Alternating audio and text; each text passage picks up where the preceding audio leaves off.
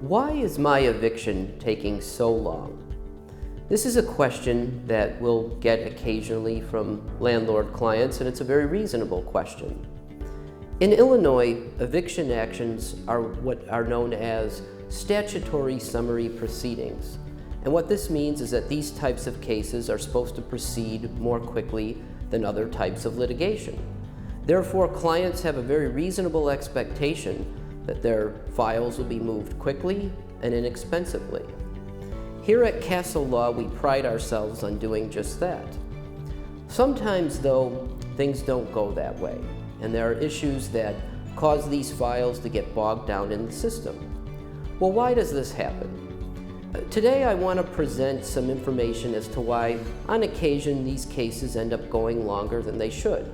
And hopefully I can provide some tips on how to avoid pitfalls that will make these cases go slower than they normally would.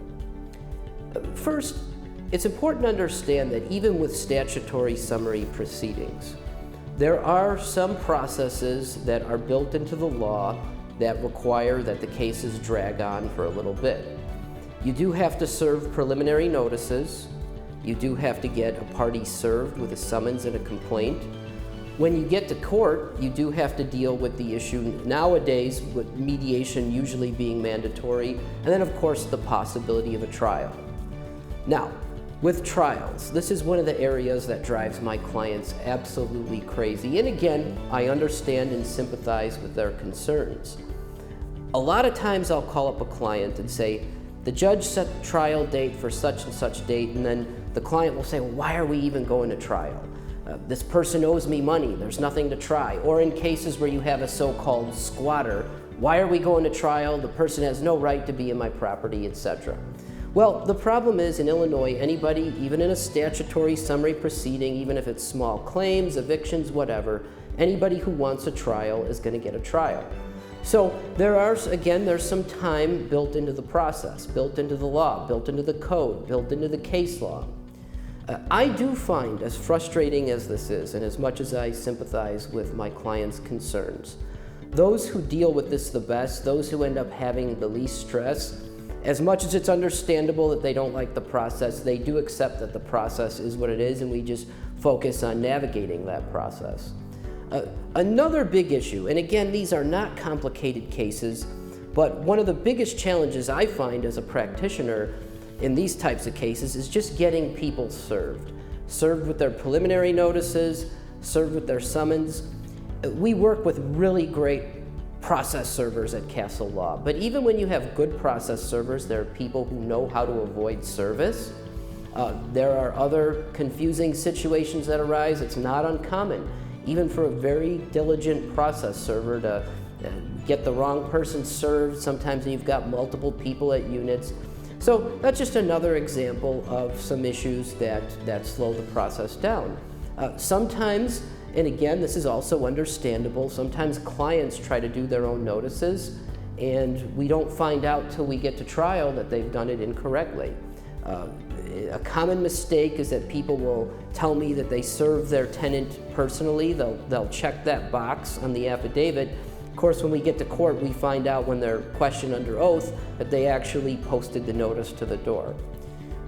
Now, again, with notices, one of the problems that you have is that, and this is just my opinion, I think a lot of our rules about serving notices and serving summonses, I think that they're outdated. And again, it is what it is. We have to deal with the law. I do think in the digital age, it would be wise if they change some of these rules, but the law hasn't caught up to that yet. So these are just some of the issues, again, that will slow the process down. Another issue, and this is more having to do with the COVID-19 pandemic. Post-pandemic, because we had the eviction moratorium for so long, there is just a flood of these cases that are being brought to the courts now. And the courts are trying to adjust to this flood of new cases. I filed a couple cases in March, and in a particular district in Cook County, we didn't get a court date until June. And of course, again, that's the kind of things that drive clients crazy. Unfortunately, there's nothing we can do about that. As much as I complain about the court system and the inefficiencies, I have to say that dealing with the way we've dealt with the pandemic and the fallout from that, I have to say that the courts are doing the best that they can. So there's another issue that slows these cases down. And then a final issue that comes up in these cases, because they are statutory summary proceedings and because the issues involved are not complicated areas of sophisticated law, the judges in these cases have a lot of discretion. Now, sometimes that works out to the benefit of the landlord. Sometimes it goes the other way.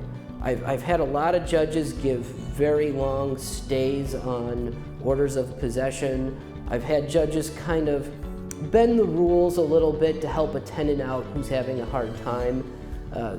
While this is frustrating, the reason the judges do this is because they know you're not going to get appealed in a case like this, or it's very rare for a judge to get appealed in a case like this. So these are the things we have to deal with. Well, how do we deal with some of these issues? How do we make some of these things go faster? Well, there's a couple things that I advise. One of the first things that I advise is that, again, people make themselves aware of these rules, and there's nothing wrong with not liking them. There's nothing wrong with advocacy, trying to change these rules. But it's important for people to know what the rules are and take the mentality that, hey, this is what we're dealing with, this is the hand we've been dealt, and we've got to navigate these issues now.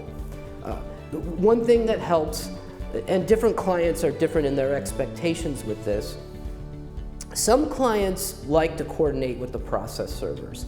As I said, we hire really good process servers, but again, they encounter obstacles. If they've got an apartment building, sometimes they can't get into an apartment building. The more they can coordinate with the client, the better. Other clients don't like doing that. Sometimes they just want the stress out of their lives. They give the file to the attorney. They want us to take care of everything. Totally understandable, but sometimes coordinating with process servers helps.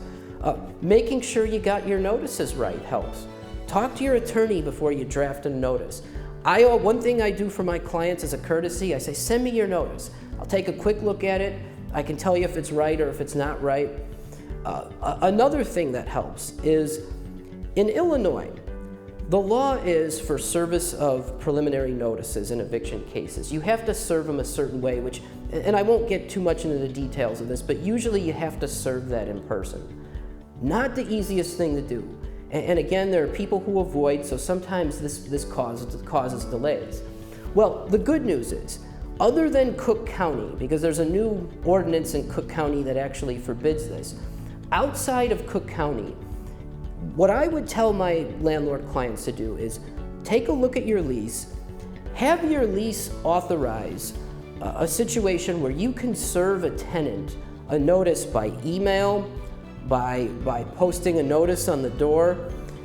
There's no requirement, if you've got the tenant to agree to this, if the tenant signs off on this, if there's a provision in the lease, they put their initials by it, there's no requirement that you stick with those state requirements, which makes you hand the notice to someone in person. Now again, you can't do it in Cook County, but for those who aren't in Cook County, this could save a lot of time.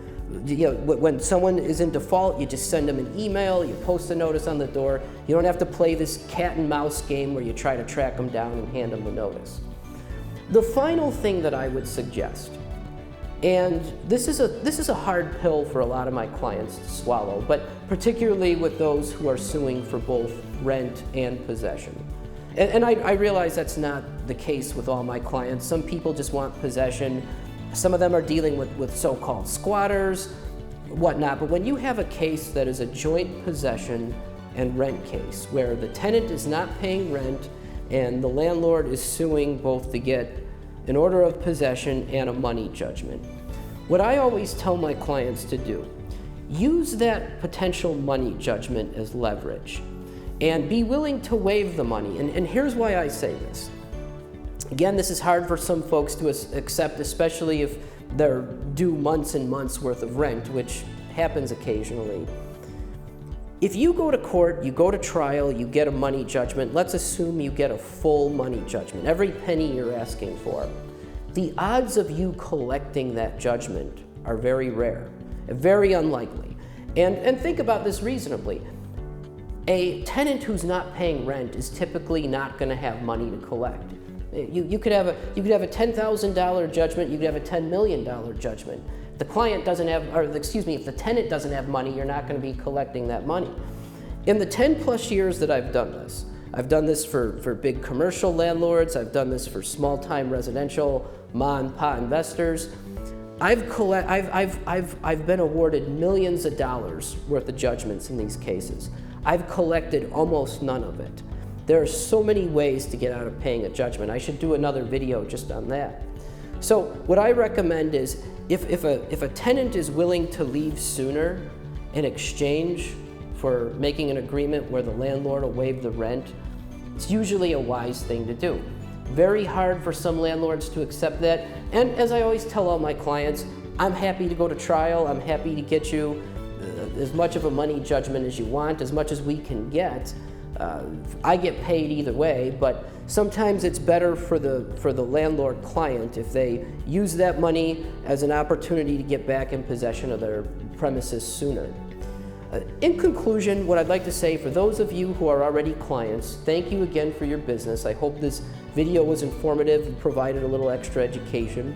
For those of you who are not yet clients, we're happy to help. Illinois is not always a landlord or investor-friendly state, but that's why we're here. We're here to help you navigate those issues. Thank you.